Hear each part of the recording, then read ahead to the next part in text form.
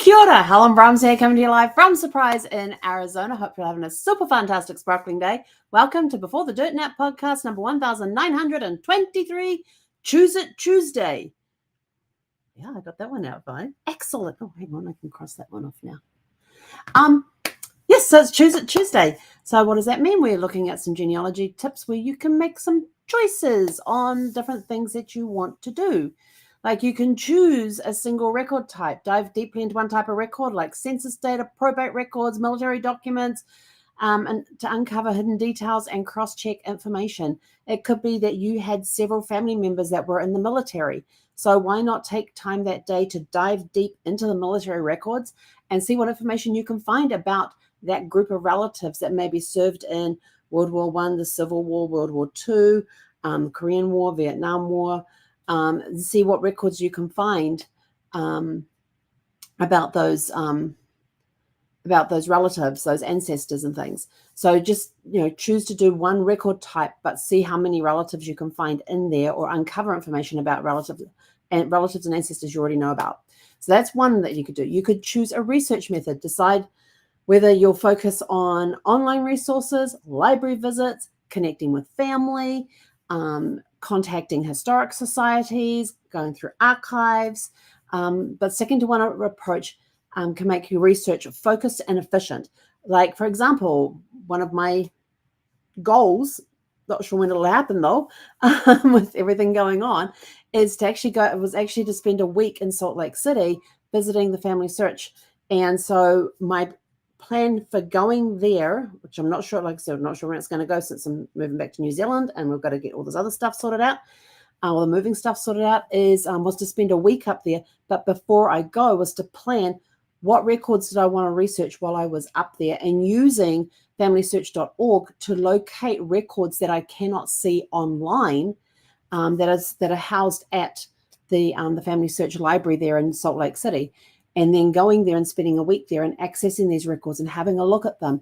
So when you're going to places like a library or the Family Search Library or an archives or a historical society, figure out first, make a plan of what you want, what information do you want to look for while you are there. And most of them online, they will tell you what sort of resources that they have available there. Some of them you can actually search their catalog. You may not be able to see the actual item, the book, the record or whatever, but you can research online to see what records do they have that could possibly have information about your ancestors.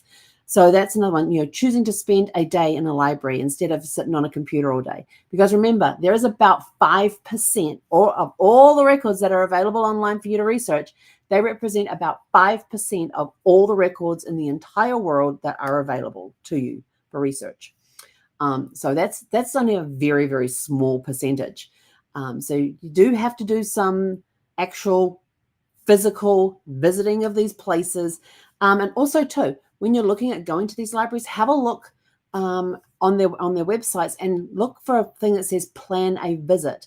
Because they will give you some hints and tips there. If you're coming here to research genealogy records, this is what, come prepared with this. They may even give you hints and tips about what you need to do to prepare for a visit there. Some places won't allow you to take a laptop in there, so you've got to go in with pen and paper. So, look at these things. Do research about the facility before you go, and plan your day. Who do you want to go and have a look at? I remember years ago, and this is back in the 80s when I went, we didn't have online stuff. We had to go in person. So whenever I went and helped my mum with her genealogy, she was doing all the genealogy research at that time. I was her assistant. And so whenever we went to go and visit like the archives or the birth, deaths and marriage record place or the library, whatever place we were going to where they held records, we would have a plan of action. This is who we're looking for while we're there. This is the information we're looking for. And we would have a plan of action. And then we'll get in there and you'd have the card catalog. And the National Archives has this big card catalog. And for those that don't know what a card catalog is, it would have index cards, these things, but they would be white. And these are they would have the smaller ones of these. These are the medium-sized ones, not the large ones. I think these are the 4x6s, I think. Hang on. Yeah, these are the 4x6 ones. The ones that they would have in the card catalogs were the 3x5s. And so we would split up and go looking in different areas of the card catalog, because they would have different ways, like if you remember the card catalogs from libraries where you had fiction, nonfiction, subject, by the Dewey Decimal System, you had those different sorts of you had by book title, you had the author, you had let's see, if it was fiction, you just had the book title and the author. If it was nonfiction, you had the book title, the author, the subject, and the Dewey Decimal System. And I think there was a fifth one. Can't remember. But so when you went to the National Archives and had a look at things, you had multiple ways that you could find the records based on what you look like. You could look up. Did they have you could look up by name? They didn't have you look up by name, but they had different ways. And so Mum and I would split the work between us and go looking through the card index to find what we wanted. Then they had little forms sitting on top of the card catalog that you had to fill out as what information you want. And you had to copy the information directly off the card, and you couldn't take the cards out and go, here, I want this one. You had to copy the information onto these forms and then go hand it in. And then you just had to go and sit and wait and twiddle your thumbs. Or maybe you could go research another record that you wanted to find while you're waiting for that record to come. And they only had like a certain number that you could research at one time. I think, so we would go and fill out these forms. And then when they bought us one and after we finished that, we could hand the next form in. And then we'll go research what the next one was we wanted to look at. So we would kind of stagger it. Then when we went to the birth, deaths, and the place that had the birth, deaths, and marriages records, they had their catalog on microfiche. And I was very used to, by this time I was in the Air Force and I was working in the libraries, and microfiche was something that I worked with constantly. So I was very good at taking that little microfiche, putting it in a little slide thing, and then zooming this thing around and quickly finding what I was looking for.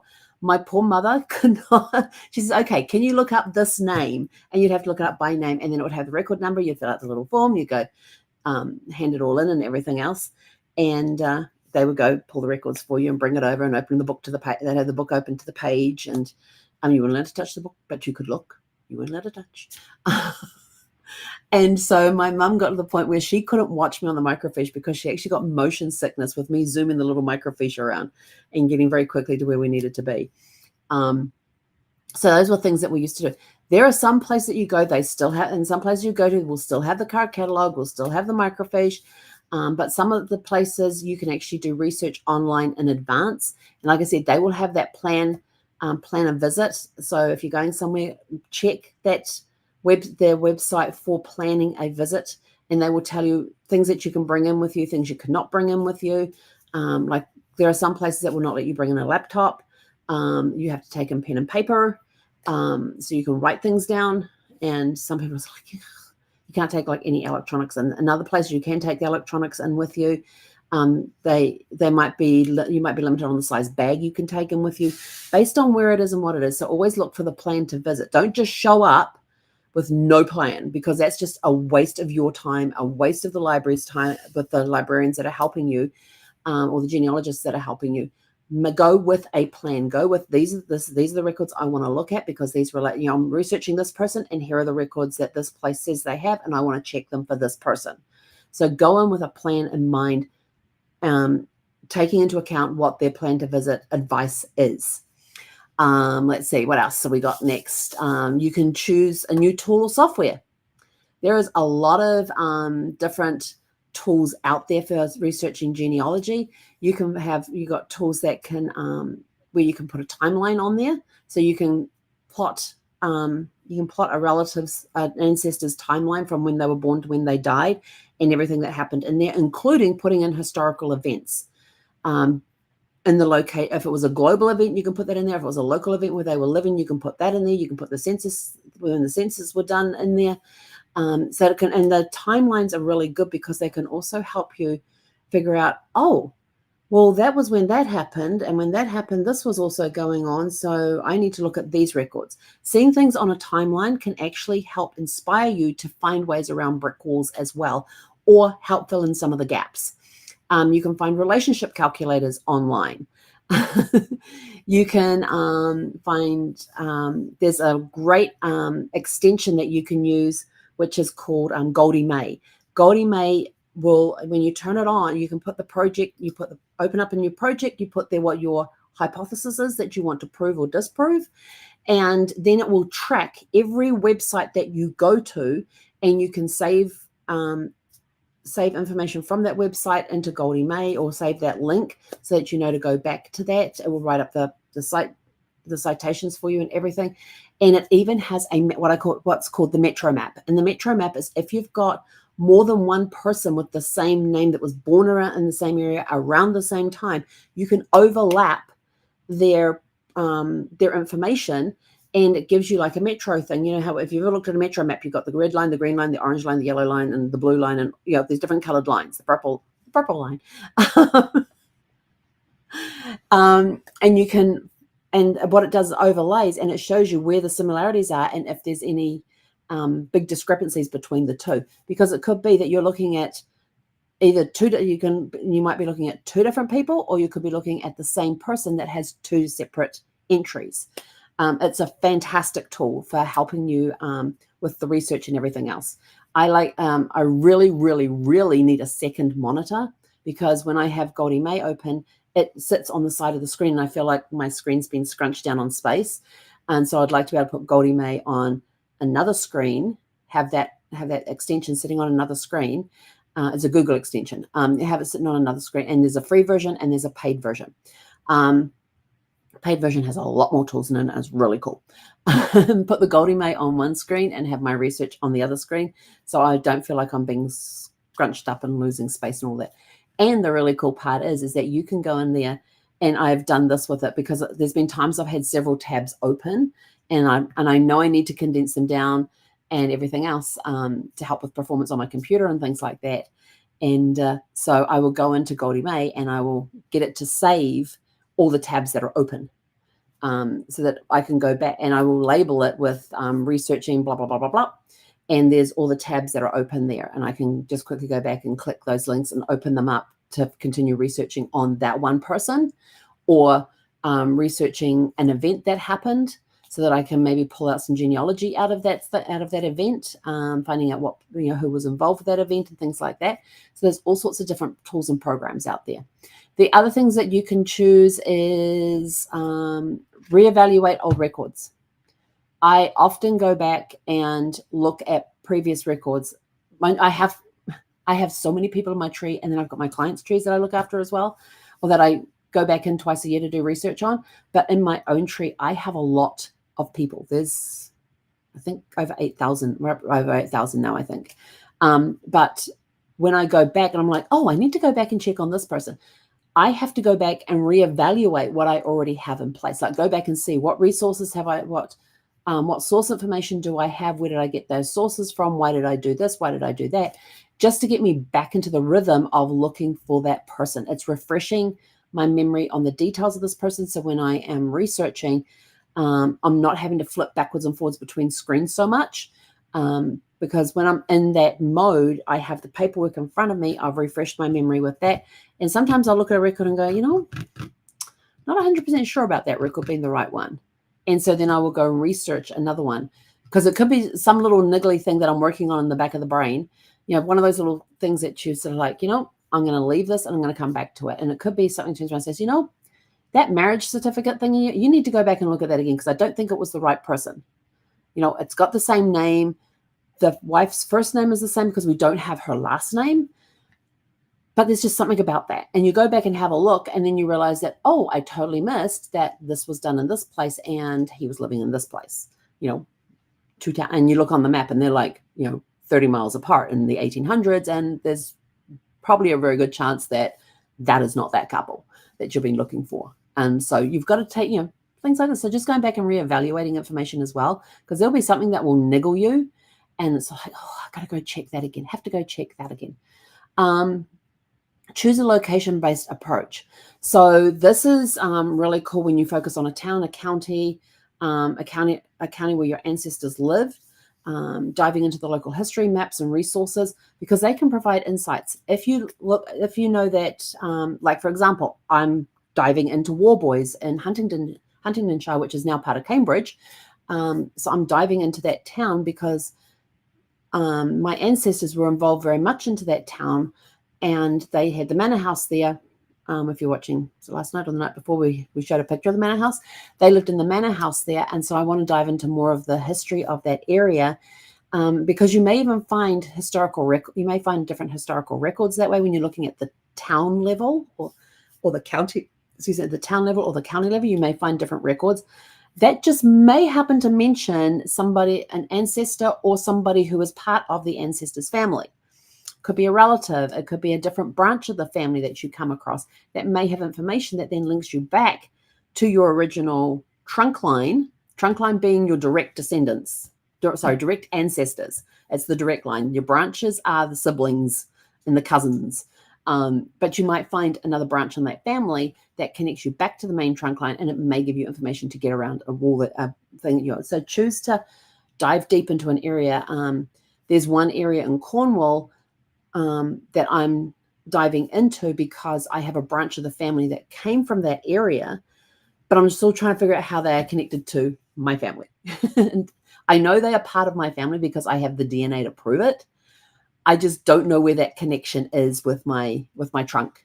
So I'm looking for the branch. So I'm working on these branches over here in this one particular area, and there's a whole bunch of people there's a lot of marriages going on in there, and intermarriages, and all there's surnames that keep popping up over and over and over again in the trees of who gets married to who and all of this. And I'm like, okay, well, how's this person related to this person? They got the same last name. They're in two different branches of the family. Are they related? And so then we go off and have a look get sidetracked, go off and have a look at that. So I'm diving deep into this one area in Cornwall, which is right down on the bottom there, where this branch of the family is. And I'm trying to figure out how to connect it to the main trunk line, because I know through DNA results that area of Cornwall is somehow linked to my trunk. And I've got to find that connection. So there's places like, things like that, diving deep into towns, counties, where your ancestors lived. Choose your ancestor. Another one is choose your ancestors' social circles. Investigate your ancestors' neighbors, their friends, fellow church members, because sometimes there may be shared records, like you might find one of their names on a marriage certificate as a witness to somebody in your family. So, who are the neighbors that are around them? Look at the census reports. Who are the people that lived on the same street? Who are their neighbors? Who lived across the street from them? Who else lived on that street? You might find relatives. There was one I was researching, and they were, where were they? New Jersey or New York? I think it was New Jersey. There was this one family in New Jersey in this town, and the grandmother to the client's grandmother had basically purchased almost every house in one street for a block. They almost purchased every house in this one street on a block. So between this street and this street, she had purchased almost every house in there, and she had different family members living in that. And we could prove that through deed records that we found. We proved it through census reports. When we looked at the census reports, we got dug deep into the census reports for one particular year and found out what all the addresses were for the different houses. And she owned her house, and everybody else was listed and all the other people in the street were listed as renters. And some of the surnames were the same as hers. Some of them were where daughters had gotten married, and so she gifted them a house, or they got to lease the house from her, depending on how it went. And then we found her will, which listed all of the addresses, who were living in those things, and that they were to be gifted those houses. So that was like a huge find on the probate thing, to be able to. So we were able to confirm this family story that this particular grandmother had purchased almost every house on both sides of the street in this block, which was kind of cool. We were able to do that. So have a look around. Who's living in their same street? Are they related? Are they not related? Are they friends? Do they happen to go to the same church? Because on some church records, you may find them in there, like on marriage certificates. Or if the church kept like a registry of their members and things, you might find them listed on there as well. Were they part of the same? Were the names that came up in different social circles, like different societies? Were there different societies that they all belonged to? So, was it church? Was it there a society? And it could be things like, you might find newspapers about the local garden club. So now you've got the name of the garden, and some of these people are now listed in that garden club as being members in the newspaper article. So maybe you can go and find records on that garden club that might have the minutes from the meeting, because listed in the minutes of the meeting would be everybody that was in attendance. Most of the newspaper articles will say, hey, last night we had the annual general meeting for the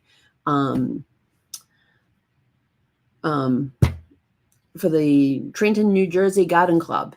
And the president is, the secretary is, the treasurer is, and then the members that were in attendance were blah, blah, blah, blah, blah.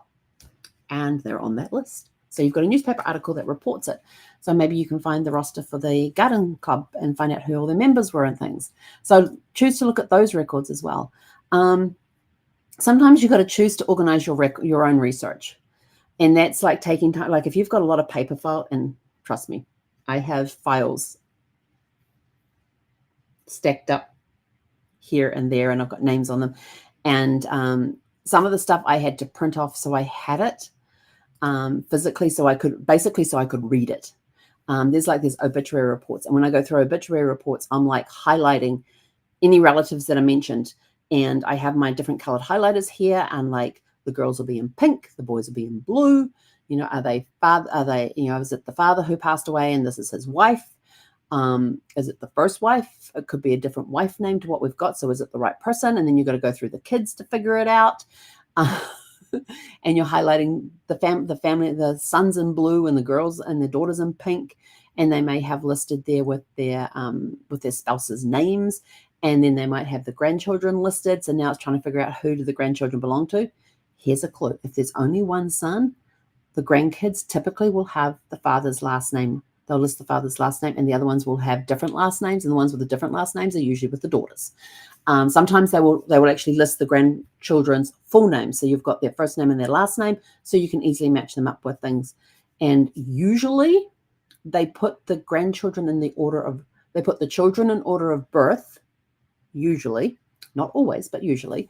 They put the children in order of birth, and then the grandchildren are listed in the same order as their parents, usually. Not always, usually. So then looking at, and so sometimes I print that stuff off just so I can pull that information out. Yes, I have the digital copy. It's attached to the file. And then once I've done that, I can shred. Some people go, it's a waste of paper. And I'm like, yes, I know. But it's the only way I can grab that information out of an obituary. Instead of trying to read it on a screen, I just print it on a piece of paper. And it's so much easier for me to work off that than off a digital image on the screen where I'm flipping backwards and forwards between screens. This is why I need another screen. This is why I need a separate screen set up. I have the screen sitting here. I just can't find the power supply for it, which is annoying me like crazy. So research your own records.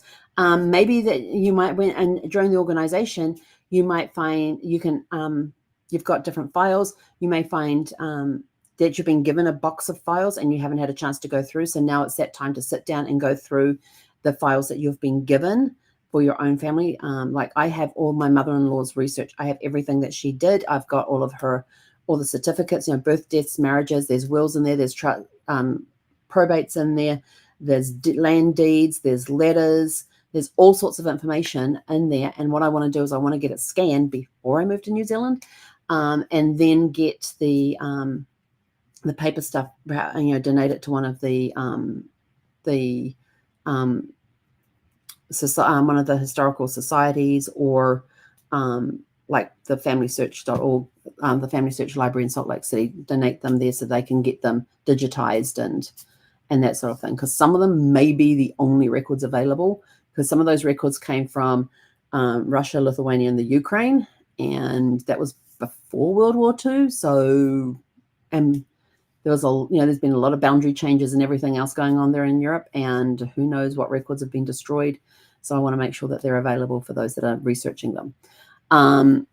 So going through files that you've been given, making sure that, because when you're organizing, you can prevent duplicate work, and it makes future, I've left my water thing in the other room, makes future searches smoother, because you already have listed, this is what I've researched.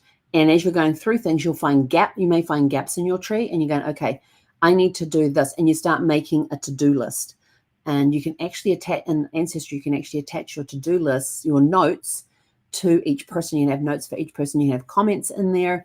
And the notes could be your little to-do list. You can actually make to-do lists for ancestry. I still need to research this. I need to research that. Let me go and have a look at this.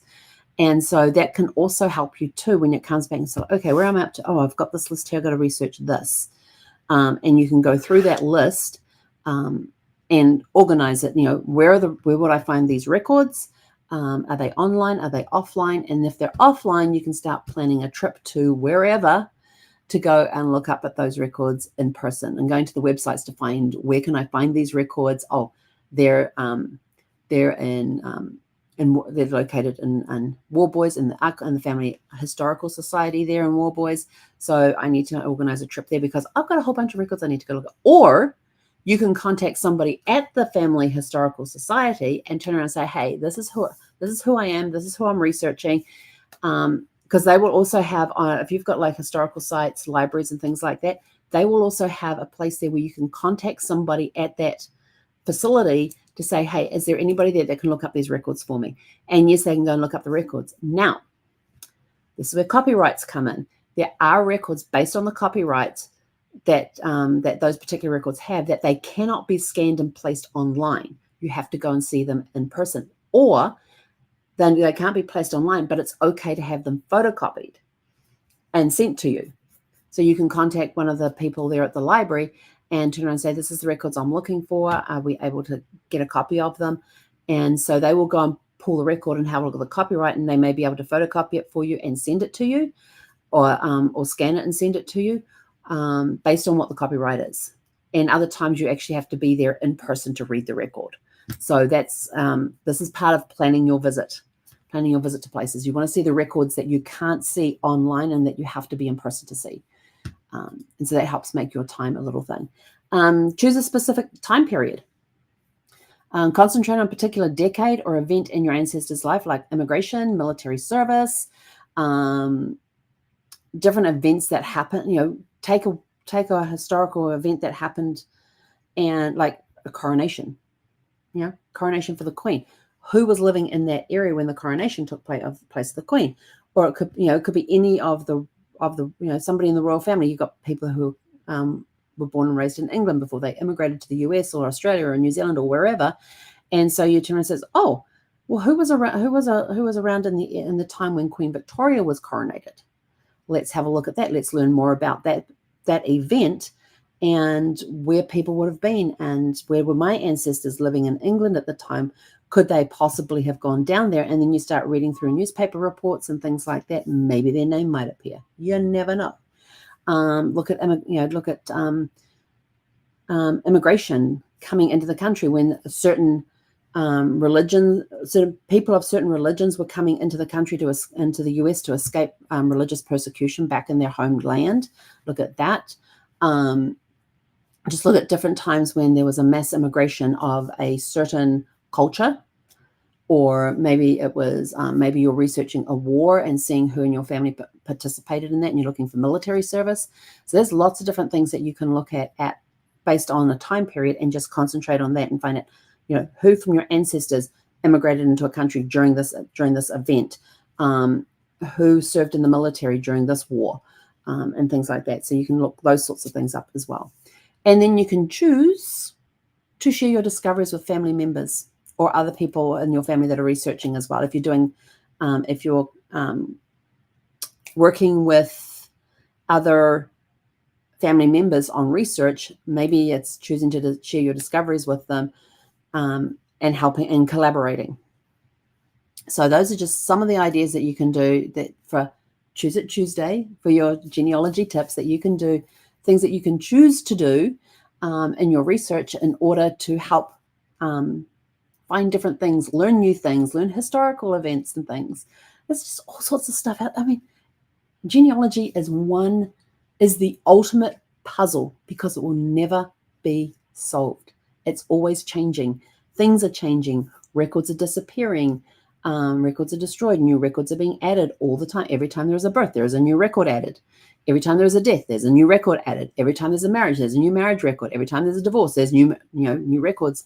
There's records every time something gets sold, property is sold, or somebody dies. New records are being created all the time. And as far as historical records, there are places, if there's a fire, it could destroy the records that that place held. And so now you've got a gap. So how can you find ways around gaps when things have been destroyed? We're going to look into that one at another day. But for now, I'm going to go and watch Goldfinger tonight. I didn't get to watch Goldfinger. I watched the first 5 minutes of Goldfinger last night. And then a friend called who needed a friend to talk to. So Goldfinger got put on hold, and my friend, we talked for almost 3 hours, and just helping a friend out. And so tonight we're going to go watch Goldfinger. So go out, have a super